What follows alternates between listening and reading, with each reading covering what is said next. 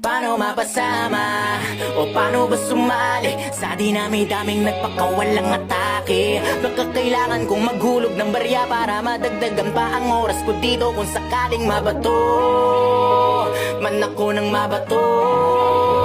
Pag sinabi ko na ititigil ko na to, set up yun para sa'yo, parang Massacre 44, mama sa Panoba. Kamusta? Balita ko, kapos na yung bawat tira ng pataging saan na napunta. Inaabangan ko pa naman parang ambagan sa inuman. Ako yung madalas sa pulutan sa kwentuhan, hindi ba naubos yan? Pero kahit na ganoon, sinasanay ko aking sarili. Ganyan talaga pag mabait ka, lahat ay nawiwili. Kaya dapat pinipili, pag-isipan na mabuti. Walang masama na kumilatis kaysa sa huli kang magsisi.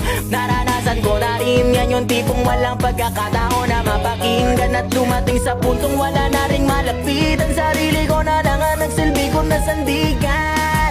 Kaya walang may karapatan para sa